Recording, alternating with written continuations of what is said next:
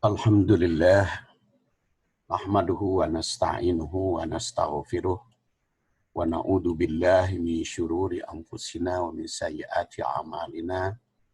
May yahdihillahu fala mudhillalah wa may yudlil fala hadiyalah. Asyhadu an la ilaha illallah wahdahu la syarikalah wa asyhadu anna Muhammadan abduhu wa rasuluh alladzi la nabiyya ba'dah. Jamaah rahimakumullah, kita akan melanjutkan bahasan hadis tentang kecantikan wanita. Dan pada pertemuan yang lalu, kita sudah sampai syarat busana bagi kaum wanita. Sehingga ada 3 bentuk ya.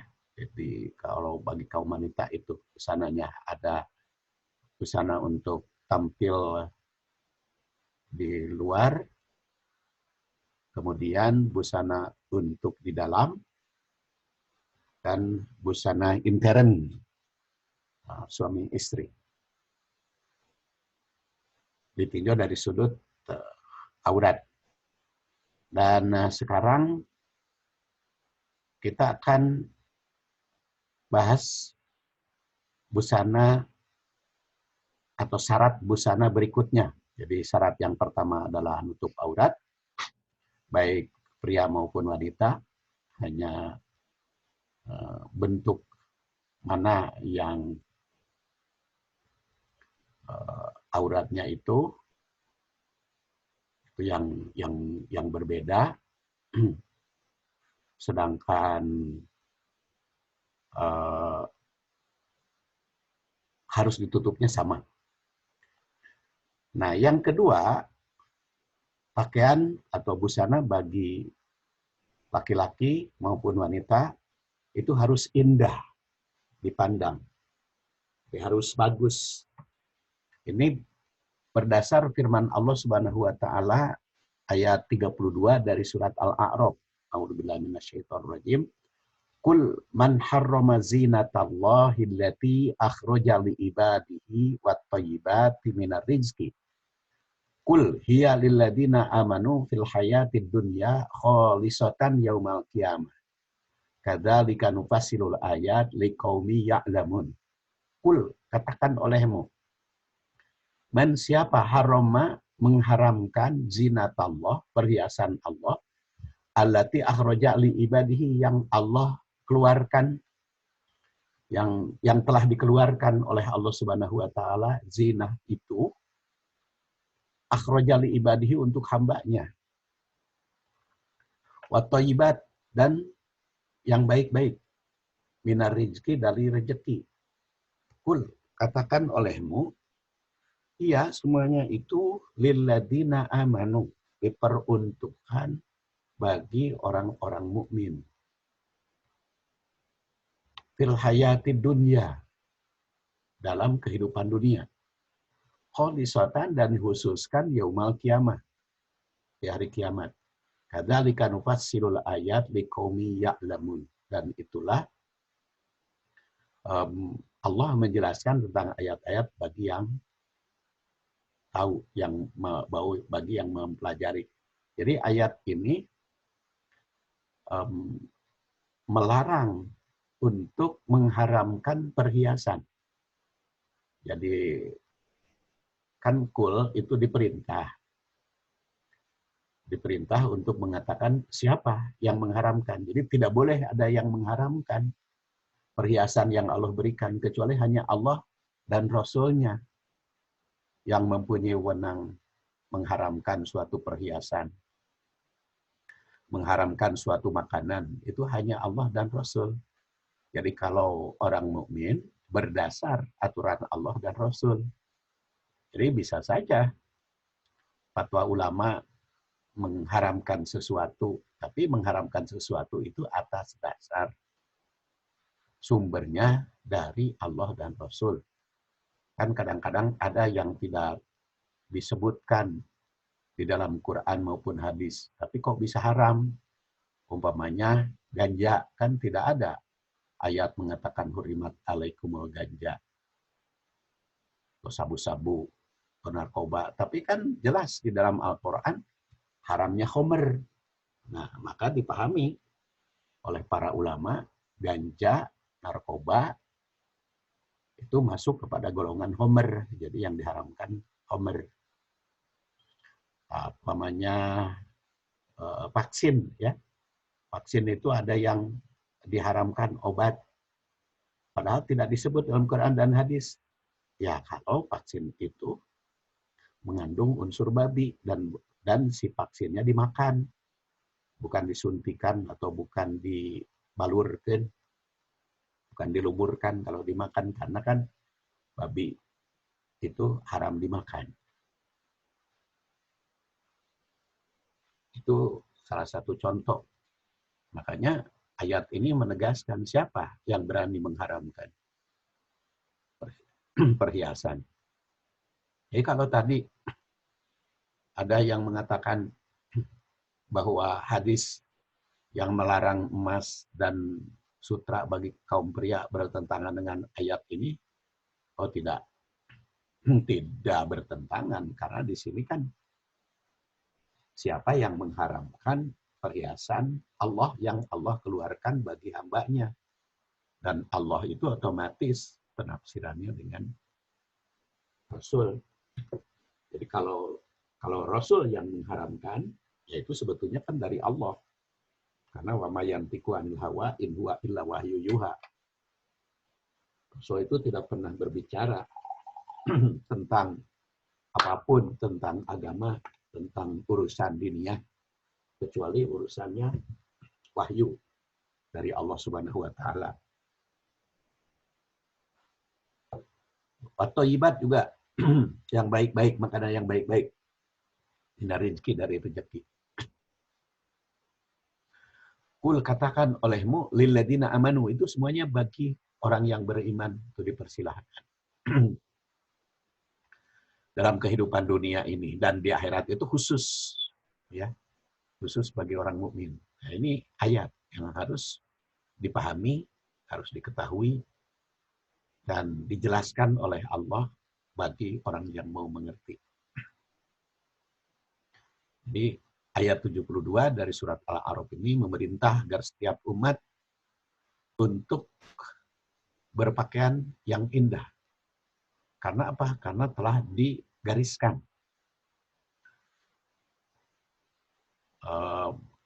Tidak boleh mengharamkan. Tidak boleh mengharamkan yang diperuntukkan bagi orang mukmin. Karena Allah Subhanahu wa taala telah mengharamkan mana yang haram, mana yang halal. Sedangkan yang memerintahkan berhias itu bisa kita lihat di dalam surat Al-A'raf juga.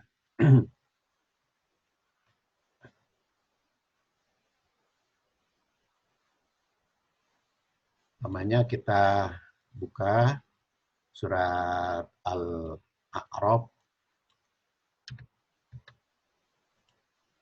Ya, 31 ya, sini. Jadi, ya bani Adama khudu zinatakum inda kulli masjid. Wa kulu washrabu wa la tusrifu. Innahu la yuhibbul musrifin.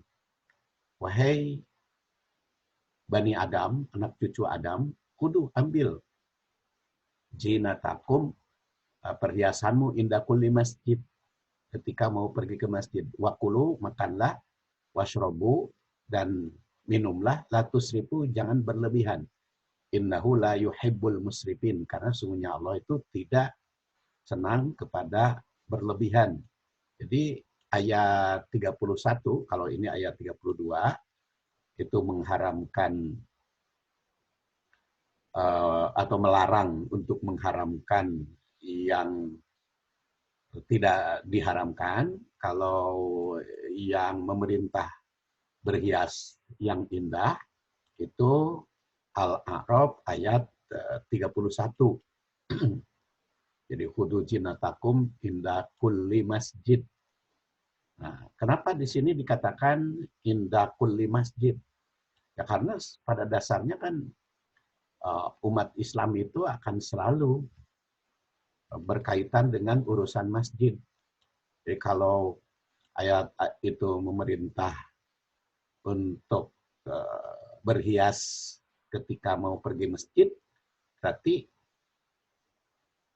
setiap saat diperintah berhias, diperintah berpakaian yang bagus itu. Nah ini bunyinya ya. Ya bani Adam, ya bani Adam, kudu zinatakum inda kulli masjid wa kulu washrabu wa la tusrifu innahu la yuhibbul musrifin. Hai anak cucu Adam, ambillah perhiasanmu, pakaianmu yang indah ketika mau pergi masjid, wa kulu makanlah, washrabu minumlah, wa la tusrifu. Tapi jangan berlebihan, innahu la yuhibbul musrifin. Semuanya Allah itu tidak senang kepada yang berlebihan. Jadi keindahan itu merupakan pakaian atau busana yang dianjurkan oleh Rasulullah. Dan ada hadis juga dari Ibnu Umar. An Ibni Umar, anna Rasulullah SAW ro'a ala Umaro komison abyan. Kata Ibnu Umar itu Abdullah putra Umar. Kata Ibnu Umar, sesungguhnya Rasul melihat Umar, melihat ayahnya. Jadi Abdullah bin Umar menceritakan pengalaman ayahnya bertemu dengan Rasul. Nah, Rasul itu melihat Umar komison abyad, memakai gamis, komis, ya. Gamis, kalau bahasa Saudi itu kan kop itu suka dibaca ga, jadi gamis. Kalau ya dalam bahasa Arab juga kan ada dialek yang berbeda gitu ya antara satu daerah dengan yang lain. Seperti Mesir itu jim yang dibaca ga itu. Makanya Amin Gemail, ya, bukan Amin Al-Jamil, Amin Gemail. Itu Mesir. Jadi jim dibaca ga. Kalau orang Saudi itu kop dibaca ga. Makanya komis jadi gamis. Abyad yang putih. Nah, maka Rasul bertanya, Pakola, saubuka hada gosil amjadid. Nah, wahai Umar, bajumu, pakaianmu ini diwantek atau baru? Kok berubah bagus warnanya? Diputihkan atau baru? Ola, maka Umar menjawab, bal gosil. Enggak, ini bukan baru tapi dicuci, bersih. Atau diwantek, dipulas. Ola, maka Rasul bersabda, ilbas jadi dan berpakaianlah yang baru, yang bagus. Wa ish hamiden. Dan hiduplah terpuji. Penampilan yang terpuji. Wa mut syahidan, mati syahid. Ini prinsip hidup bagi muslim itu. Penampilannya indah, cakep, pakaiannya bagus, gaya hidupnya terpuji, dan kalau mati jadi syahid.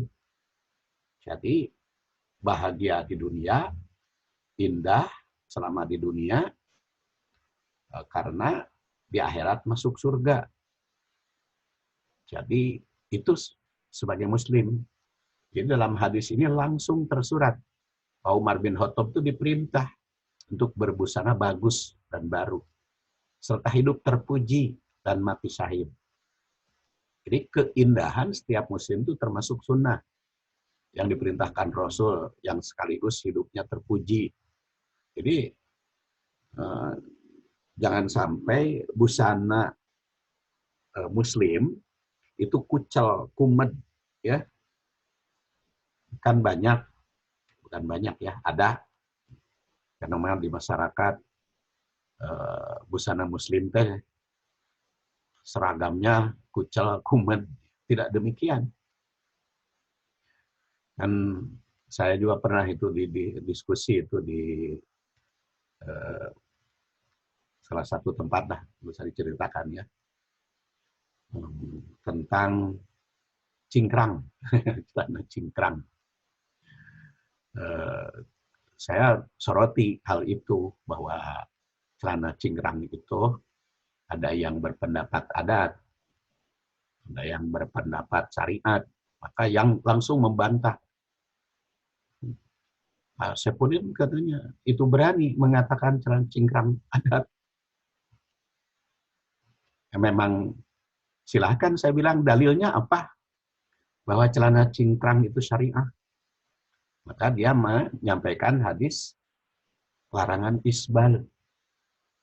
Nah, lalu saya tanya, isbal itu apa? Kan melebihi mata kaki. Nah, itu kan melebihi mata kaki, saya bilang. Yang dilarang itu laki-laki pakaiannya melebihi mata kaki.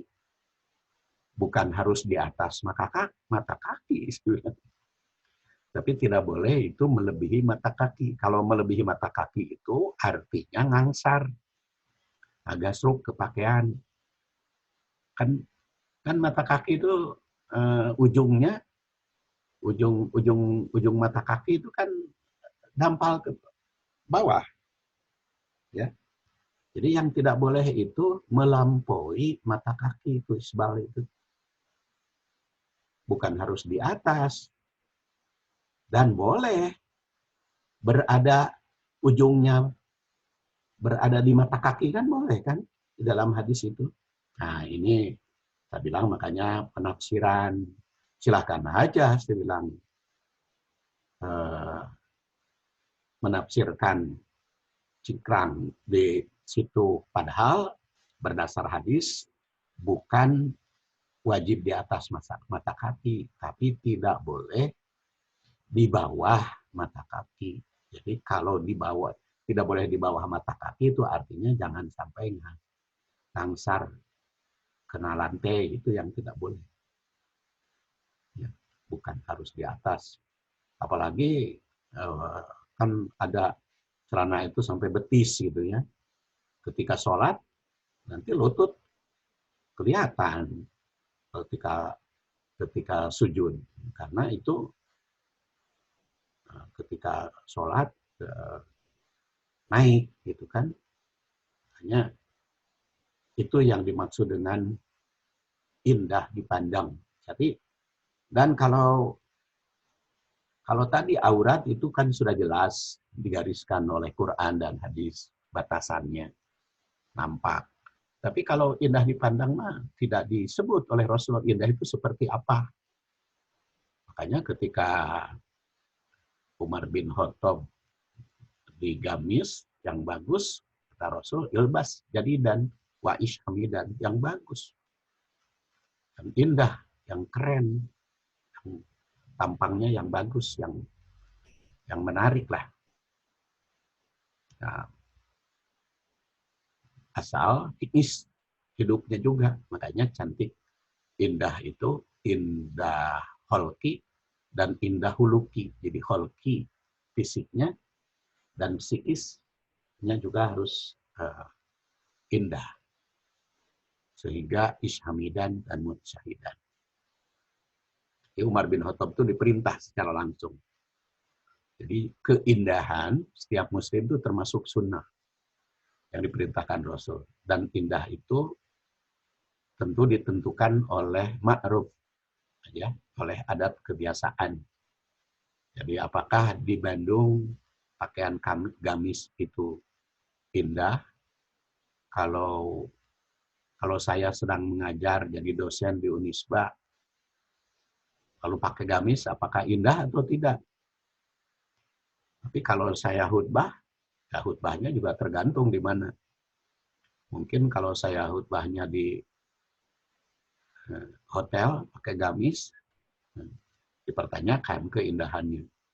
Tapi kalau pakai gamisnya mungkin di Masjid Muhajirin di Bandung, nggak jadi masalah. Keindahan itu kaitan dengan daerah tempat. Jadi, tidak disebut. Kenapa? Karena tidak disebut oleh Rasul. Jadi keindahan menurut akal masyarakat. Tatkala Rasul melarang dia, juga ada seorang sahabat bertanya tentang hukum seorang muslim berpakaian indah dan berhias.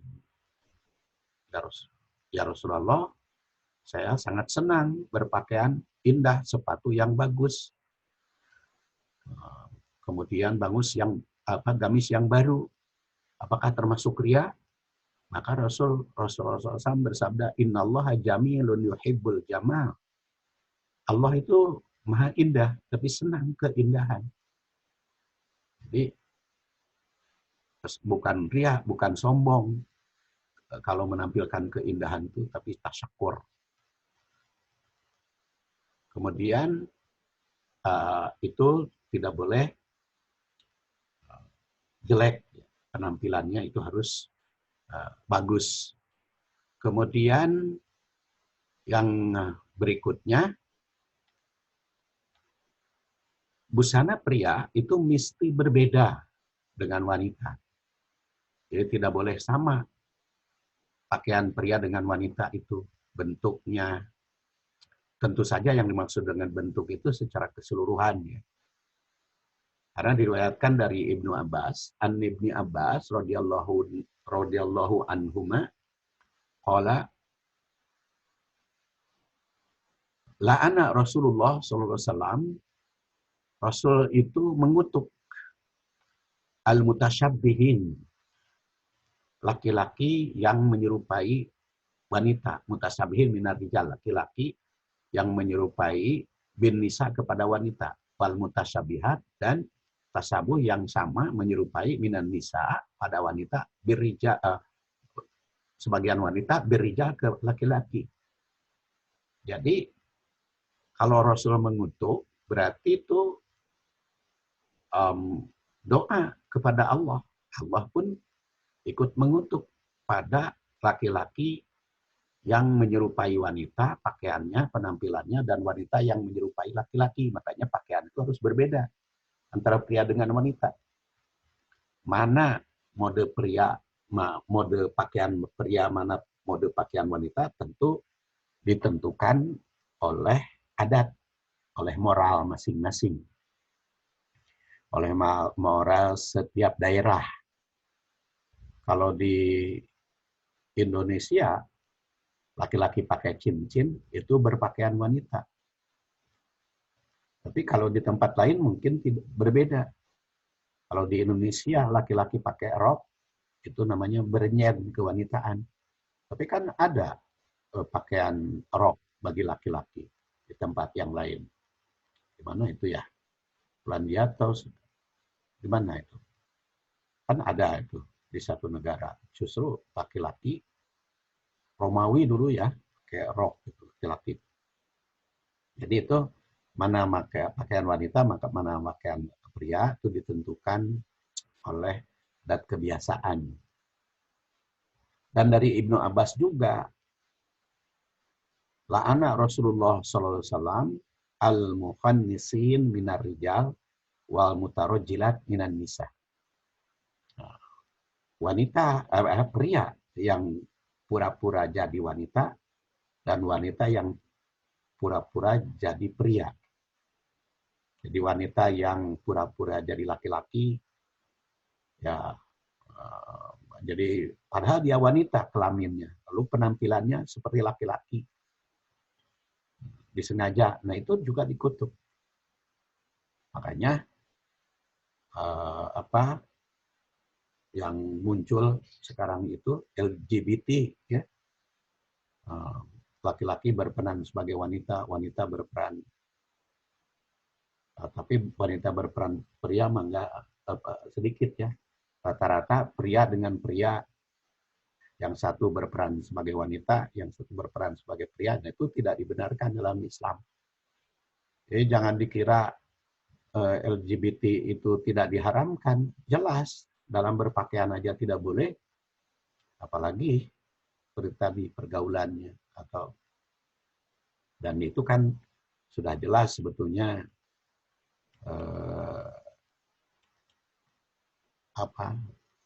sakit itu batinnya kan, LGBT itu. nggak ada yang sehat murni, ya. Pasti batinnya itu tersiksa karena tidak sesuai dengan kenyataan. Makanya kan ketika ditanya bagaimana menandakan pria dengan wanita, ya lihat aja kelaminnya.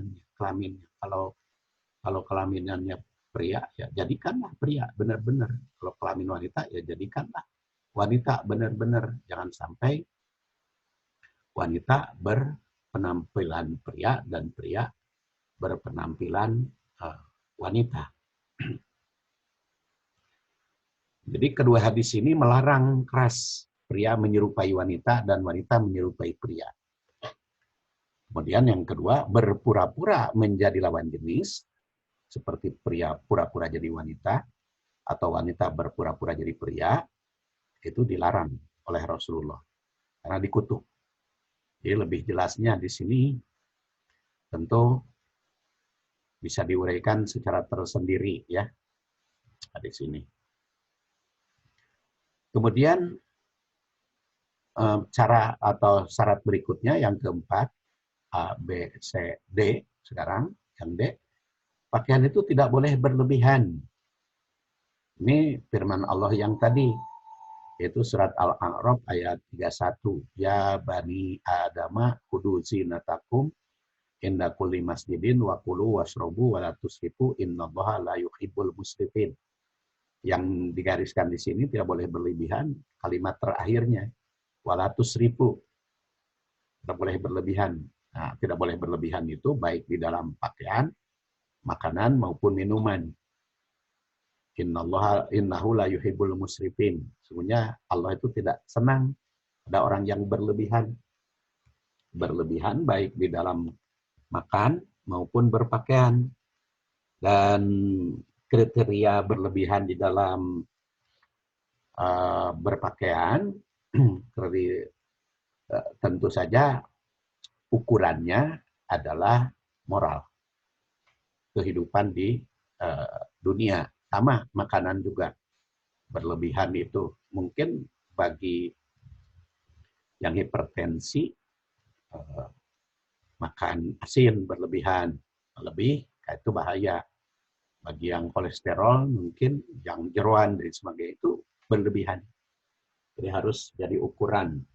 Makanya kan seperti pernah saya bahas pada waktu yang lalu, fas'alu itu ahla dzikri. Harus kepada ahlinya, ahli di bidang ilmu. Dan di dalam hadis juga jelas, hadis riwayat Ahmad, kulu washrobu, makan, minum, watasodaku, dan bersedekah, wal basu, berpakaian, wairu mahilah, tidak mahilah wala sarab, tidak berlebihan, tidak berkekurangan, cukup, ya, tidak melebihi aturan. Jadi berlebihan itu memang tidak disebutkan secara rinci. Ketentuan ini tentu saja ditentukan oleh moral dan adat kebiasaan masyarakat pada umumnya. Di suatu tempat atau oleh situasi dan kondisi. Jadi kalau mau kita bertemu dengan siapa dan bagaimana pertemuannya, itu pakaian juga kan Rasulullah SAW juga ketika mau bertemu dengan orang Yaman itu pakai gamis Yaman, naik khimar, tapi ketika mau bertemu dengan Umayyah bin Khalaf atau ketika mau ke Tabuk, beliau pakai jas buatan Syam dan pakai untanya unta kuning, unta merah, umruniam, unta merah. Itu berkaitan dengan situasi dan kondisi. Kemudian dilarang tabarruj. Karena ini firman Allah, Allah Subhanahu wa taala surat Al-Ahzab ayat 33. Wa qarna fi buyutikunna. Beradalah di rumahmu. Wala tabarrujna, jangan tabarruj. Tabarruj jahiliyah. Tabarruj kalau bahasa Sunda mungkin jalingkak, ya. Tabarruj itu berpenampilan bisa menor, bisa juga seksi, bisa juga menarik perhatian. Tabarruj jahiliyatil ula. Wa aqimnas shalah, dirikan salat, wa atina zakat, tunaikan zakat, wa atina Allah, taati Rasul, taati Allah, wa Rasulahu dan Rasulnya. Innama yuridullahu, semuanya Allah berkehendak liyudhiba ankumud ankumur rijsa. Karena untuk menghilangkan rizak, kotoran ahlul bait, wahai ahlul bait, wa yutahhirukum tathira, dan menyucikan kamu sejelas-jelasnya. Jadi di sini dikatakan wala tabarrujna, tabarruja jahiliyah. Jadi jangan tabarruj. Ya, tabarruj itu memamerkan perhiasan dan kecantikan untuk memikat lawan jenis yang bukan suami. Dalam istilah lain dinamakan berpakaian tapi telanjang. Itu juga termasuk tabarruj. Berpakaian tapi telanjang. Berpakaian tertutup seluruh tubuh tetapi auratnya terlihat, lekuknya dan sebagainya. Diriwayatkan dari Abu Hurairah bahwa ahli neraka itu nisaun kasiyat, ariyat, ma'ilat, mumilat, layad hulnal jannah. Dia tidak akan masuk surga. Wanita yang berpakaian tetapi telanjang. Kemudian cenderung ke sana kemari. Jalingkak batu. Wala yajidna rihaha, dan tidak akan menemukan baunya surga. Warihuha, angin surga tidak akan dia temukan. Karena rihuha, angin surga itu yadu fi masirul khamsimi'ah amin. Itu pasti kaame, pasti terhirup sampai jarak 500 tahun. 500 tahun jaraknya, dari mana ke mana itu. Dari kejauhan itu harumnya akan terhirup. Tapi dia orang yang wanita yang berpakaian tapi telanjang tidak akan menghirup angin surga. Kemudian memenuhi 10 fitrah kecantikan. Itu dari Rasulullah SAW, asyaratun minal fitrah. Termasuk 10 hal yang termasuk fitrah. Yaitu qasus sarib, potong kumis, qasul adfar, potong kuku, qasul barojim, cuci tangan. Nah, cuci tangan ini sekarang sudah diperintahkan oleh WHO. Pada Rasulullah sudah 14 abad yang lalu memerintah sering cuci tangan. Makanya rumah itu harus menyediakan tempat cuci tangan di setiap pintu itu. Di wastafel itu laku nanti, ya. Pak ulihiyah, memelihara jenggot, siwak, gosok gigi, istinsak, menghirup air ke hidung dan mengeluarkannya, natful ibti, merontokkan bulu ketiak, halkul anah, mencukur bulu kelamin, wantikosul ma, dan bersuci dengan air. Atau ada juga yang kata Mus'ab, nasi itu al-asyirah 10-nya adalah al-madmadoh, sering berkumur. Jadi kalau di dalam hadis mah tidak hanya cuci tangan tapi juga berkumur. Tapi hadis ini akan saya bahas pada hadis berikut. Jadi hadis yang ke-6. Jadi nanti saya bahas secara khusus hadis ini. Jadi karena ini sebagian sebagai memenuhi apa yang 10 tadi. Kemudian jangan menyambung rambut. Jadi tadi 6 itu pemeliharaan kecantikan, maka berikutnya yang ke-7 tidak boleh menyambung rambut.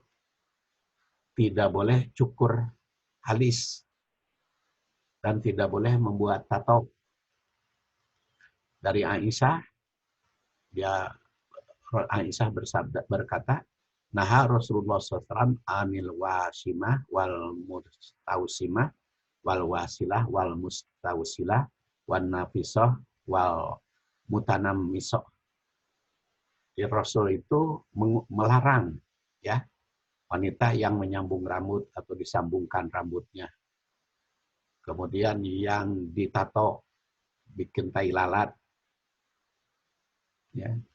Jadi itu dilarang membuat sambungan rambut dan mencukur alis.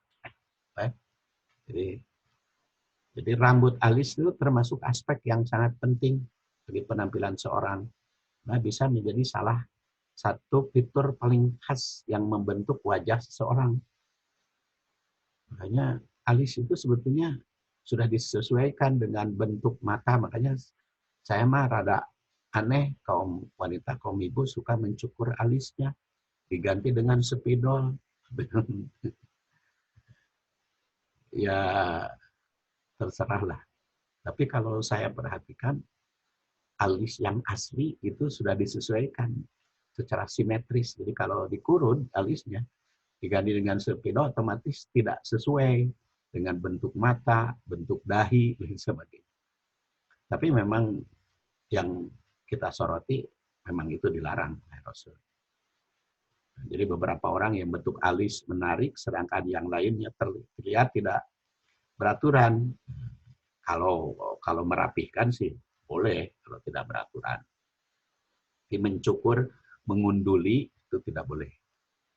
Dan memang hasil penelitian tahun 2011, para ilmuwan itu menuturkan bahwa rambut alis itu berfungsi membantu menjaga kelembaban yang keluar dari mata ketika seseorang berkeringat, terkena air hujan.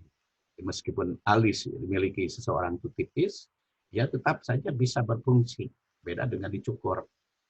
Jadi bentuk lengkungan dari alis ini akan membantu mengalihkan air hujan atau keringat turun ke samping wajah, sehingga menjaga mata tetap kering dan mencegah air tersebut masuk ke dalam mata.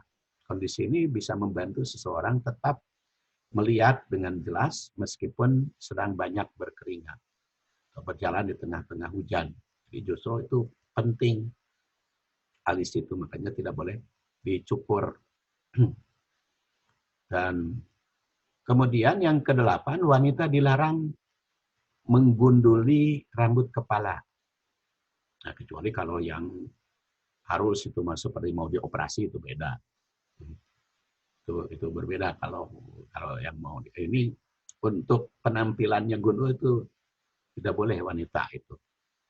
Ya. Jadi harus berambut. Nah, Rasulullah SAW antahlikol mar'atu ra'saha. Rasul melarang seorang perempuan menggunduli rambut kepalanya. Laisa 'alan nisa, tidak ada bagi wanita itu halkun gundul. Innama 'alan nisa taksir, bagi wanita itu hanya memendekkan. Jadi memendekkan, dicukur rambut boleh wanita tapi tidak boleh gundul.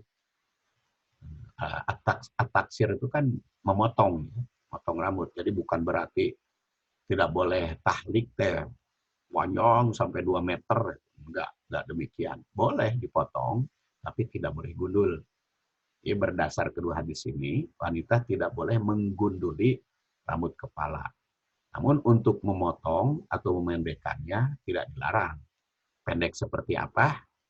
Mau sebagai bahu, mau sebagai telinga, itu tidak masalah.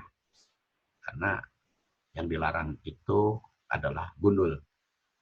Ini juga memberi gambaran bahwa ada ketentuan yang berbeda antara pria dengan wanita.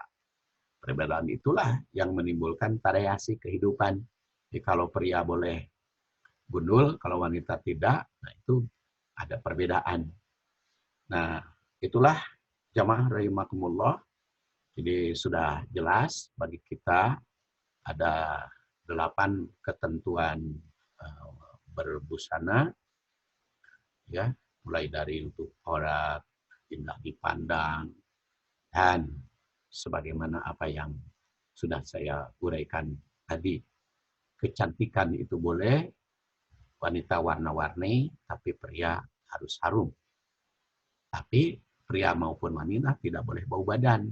Cuman pria harus ditambah semerbak harumnya. Saya kira dianggap cukup kajian hadis pernikahan tentang kecantikan ini sesuai dengan apa yang saya janjikan. Kajian berikutnya yang asyarah minal fitrah akan kita bahas. Subhanakallahumma wa bihamdik asyhadu an la ilaha illa anta astaghfiruka wa atubu ilaik. Wassalamualaikum warahmatullahi wabarakatuh.